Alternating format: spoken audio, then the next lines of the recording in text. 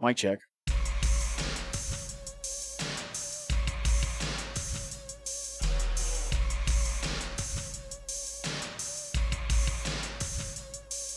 Alright, I got basically just one thing to talk about in this episode, and it's not a surprise. I've been talking about it for fucking weeks and weeks and weeks. I'm recording this Saturday night, and normally we would be recording tomorrow, Sunday, today, when you're listening to this. But that's getting delayed, only by a couple days. We're going to record on Thursday night.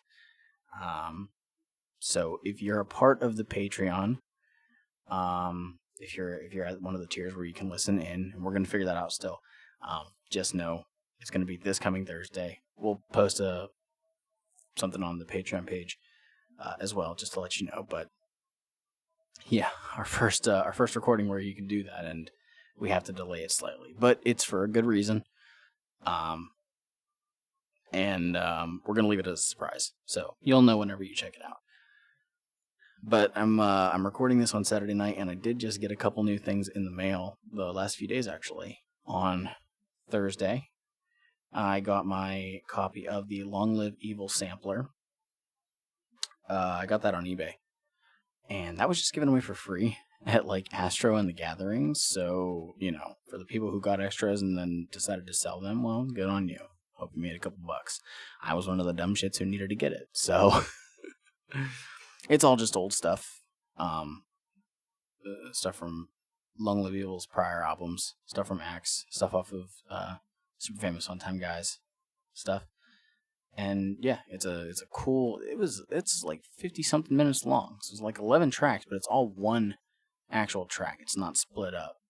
And they did little skits in between. But it was kind of cool.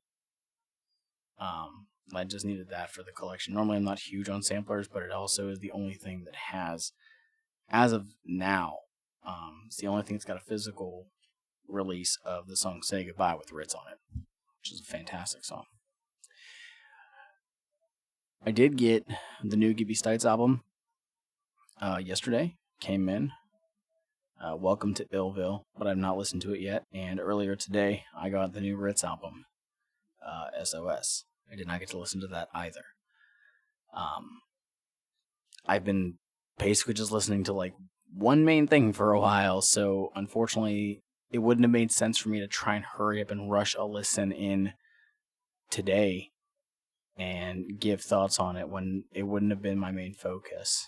Unfortunately, it's not really going to be my focus until next week maybe. Because here's the thing, we're recording on Thursday, an episode goes up on Sunday, and then we have the following Sunday, another episode we're recording.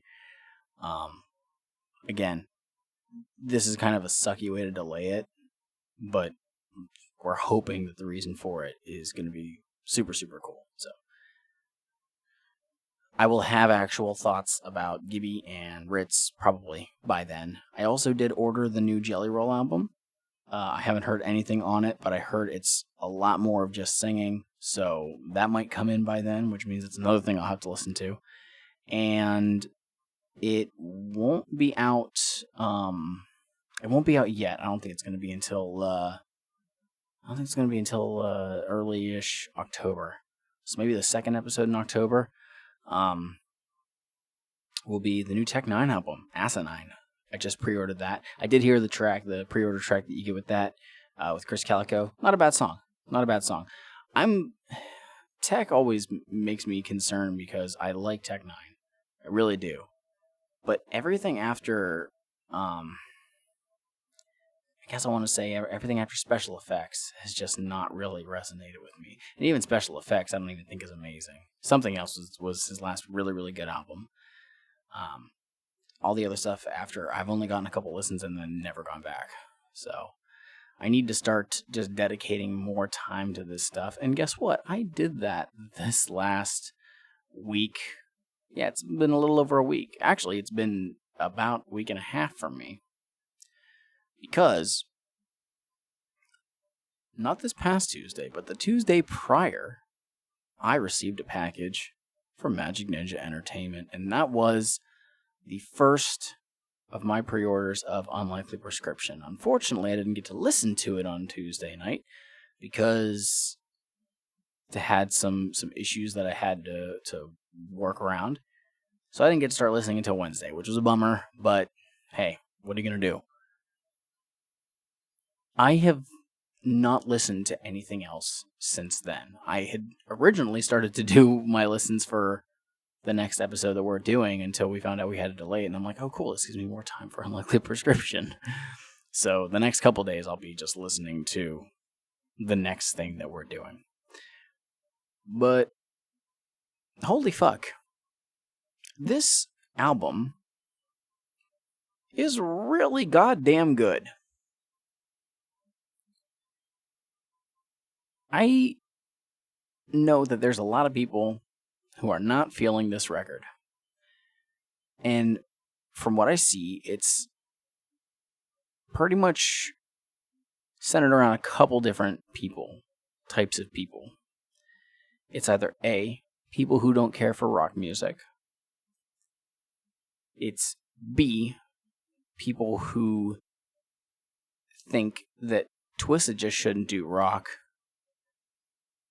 Or C, people who just don't fucking like Twisted and just want to hate on it. And guess what? There's a lot of those ones. It's funny whenever you go on to like Faygo lovers and shit, and the comments, most of them are just like, wow, this is the biggest sellout record ever, and blah, blah, blah, this and whatnot. You have a couple people that are like, I think it's cool. I'm one of those people. I won't comment on it because I'm finding out that Faygo lovers comment section is just toxic as fuck. And I don't need to deal with it. But hey, I have really, really, really been enjoying this goddamn album, man. I've probably been listening to it. I've probably gotten close to a dozen listens, which maybe isn't a lot. But it's not a long album. I think it's only about like 40-something minutes long. It's not terribly long. Let me double check real quick. It's 49 minutes and 4 seconds. It is under an hour. That was Naya. Sorry if you heard that. It is under an hour. It is under 50 minutes, which means it is respectful of your time. And that's what we want. You don't want to have something that's super freaking long. But to be completely honest, I probably could have had a longer album and just been fine. Twisted's one of those groups that I can kind of give them a pass if they do. But I still, these days, I understand. Sometimes you get too much fucking music and you just can't deal with it. But no. This album, I was able to, what did I do? Drove to a store, then drove to pick up food in a different town, and then drove back, and I got a full listen on that. I had like started on track 6 or whatever, because that's where my phone had left it off before, and then as I was pulling in, track 6 started again, so it was perfect timing. I think it's very clever how they put out most of these songs, the singles at the very least. Because there's not a lot of rap on this. There is some, but it is not to the level that, you know, you have on a regular Twisted album. It's very sparse, and when it's used to great effect. The tracks that they released ahead of time, tracks like Rose Petal, Perfect Problem, and I believe it's called Never Change. I can't believe I don't remember the names of them right now, but No Change, I apologize. No Change. Those ones have a lot of rapping in them. Even Envy, which is a rock song, Jamie Madrox is rapping his the second verse that comes up. Okay. The only ones that kind of felt a bit different, Neon Vamp was a bit to an extent, but the only other one that felt like a rock song was Corkscrew. And Corkscrew was a track that I didn't care for at first. That came out, I listened to it like once or twice, and I was like, I don't think that this is for me. Neon Vamp. The song came out, I didn't care for it. Video came out, didn't care for it. In the context of this record, each song makes sense. Each song is fucking great. I am just enjoying everything about this record. Are there songs that I like more than others? Yeah. But I can't say that there's a song on here that I hate, or there's a song that I definitely need to skip. I don't have those. It has been a very, very long time since I have gotten to put in an album, listen to track one, and have nearly every song be a hit from the first listen.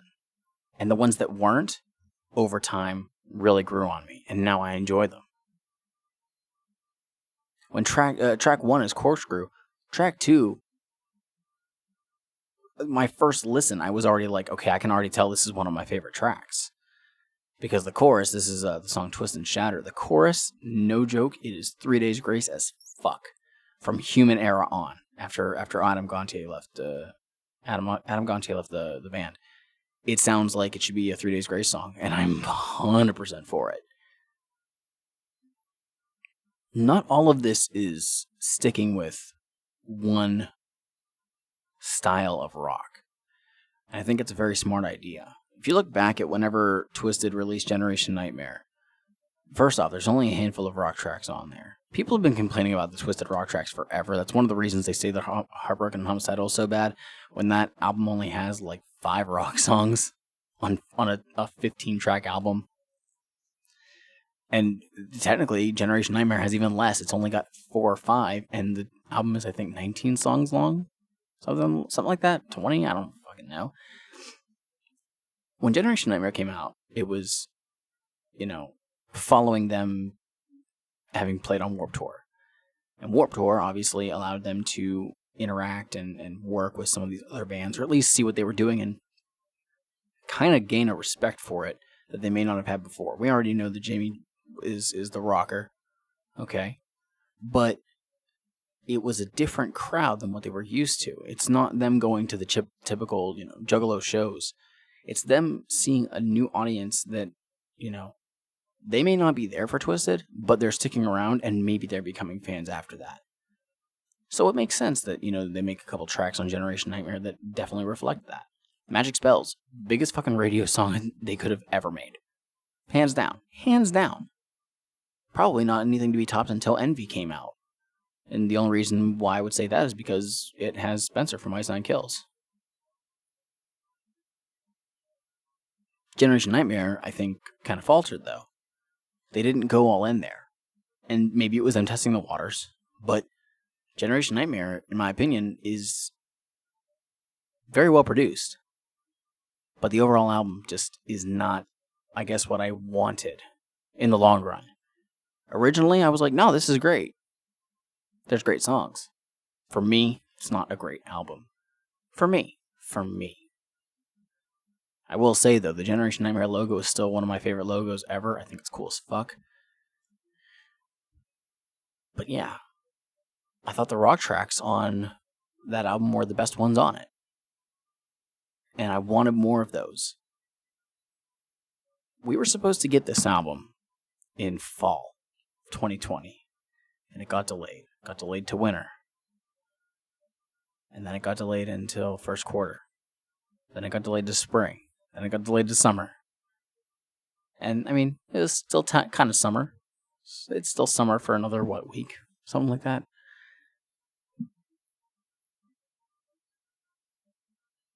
I'm glad they took their time. I'm very glad they took their time. Because if this was something that was rushed, if it was just a rushed product saying, no, we said that we were going to release the rock album this year, we're going to put out the rock album this year, I don't think that I'd be saying all the good things I would be now. I think the record would still have been okay. But Twisted put out a lot of music last year. We had Mad Season. We had Songs of Samhain.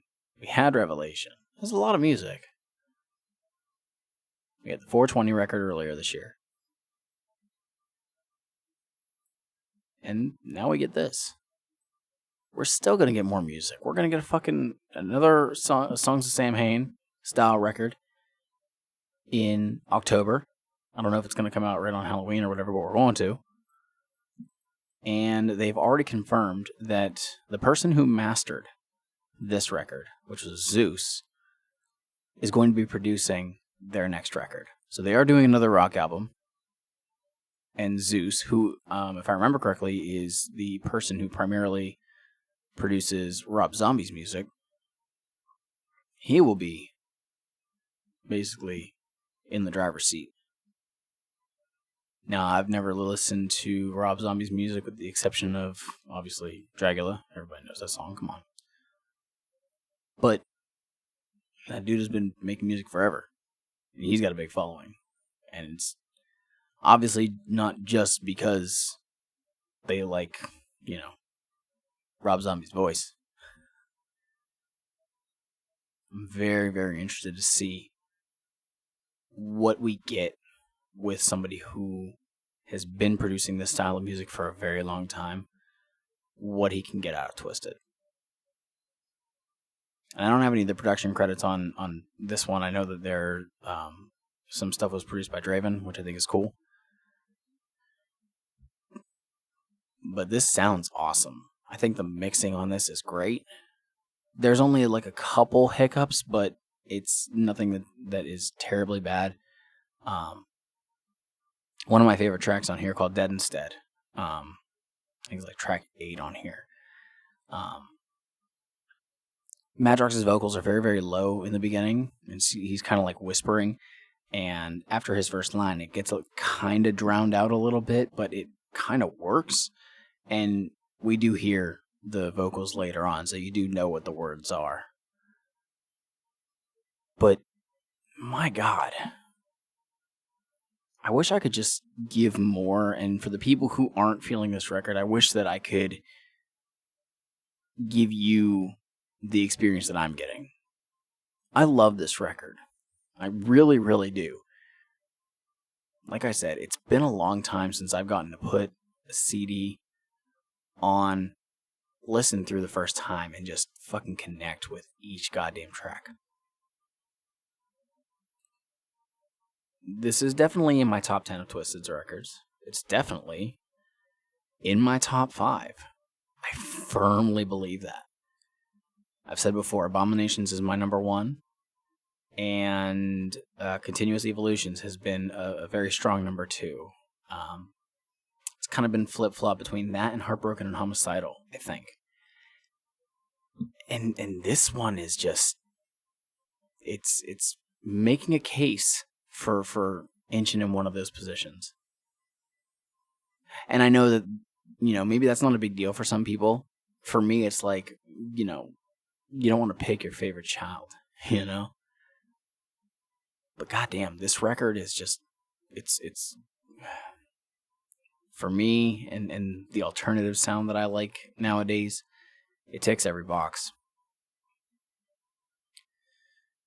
So, I'm excited that I've been listening to it because now I'm starting to memorize some songs.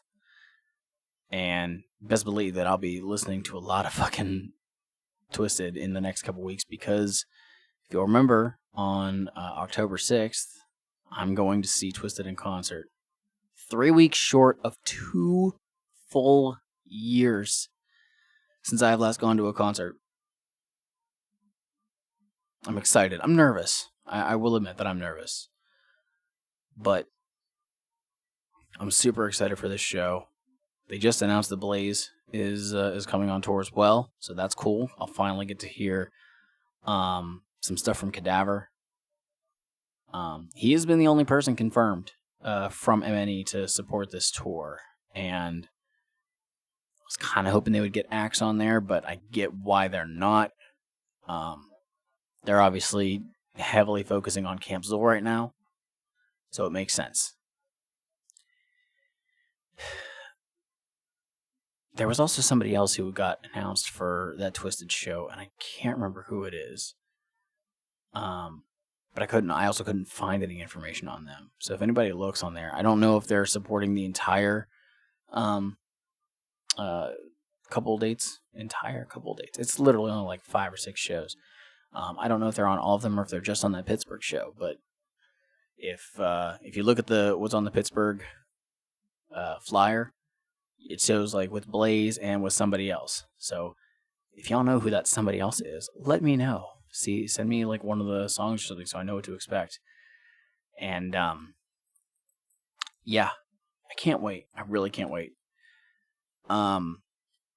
Just a reminder, I am doing VIP because I do that every time I see Twisted because I love meeting these guys and I like getting stuff signed.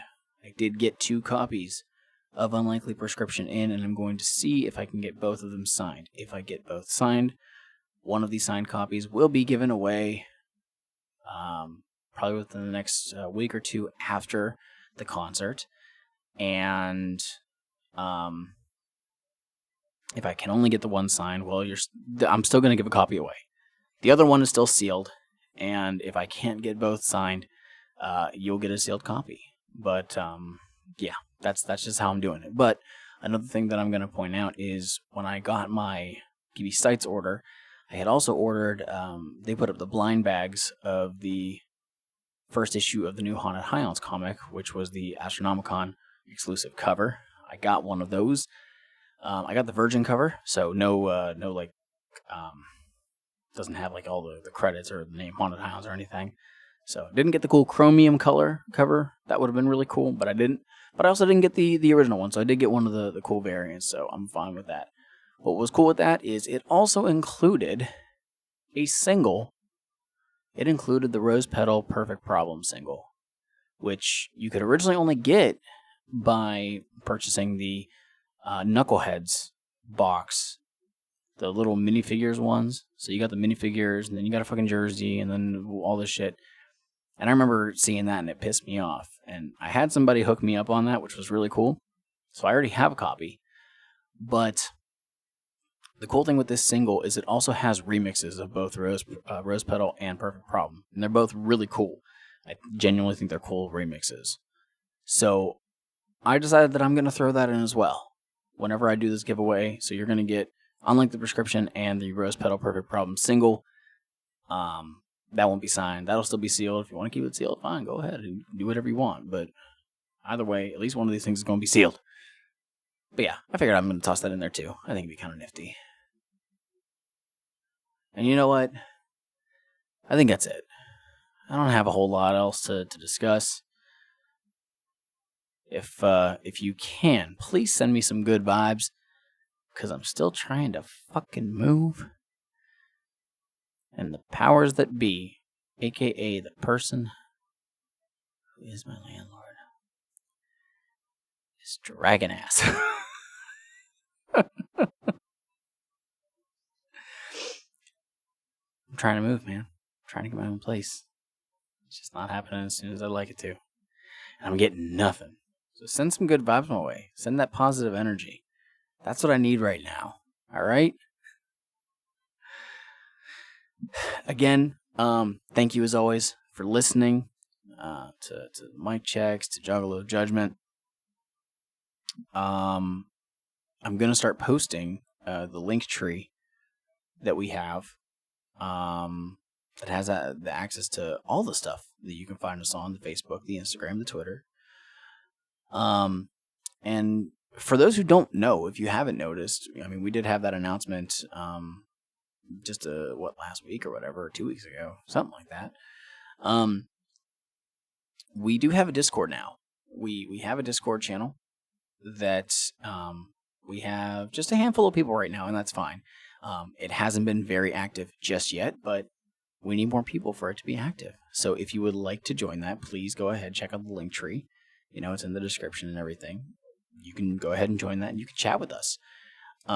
We are still very, very active in Aaron and Eric's Discord, the ICP WWE one, and we will still highly recommend go ahead and join that one. They've built up a fantastic community, and you know, you can if you message somebody, guarantee within like 20 minutes somebody's going to respond back and then start a whole big conversation. So go ahead and do that. Join ours. If you're able to, please feel free to go ahead and check out the Patreon if it's something you're interested in.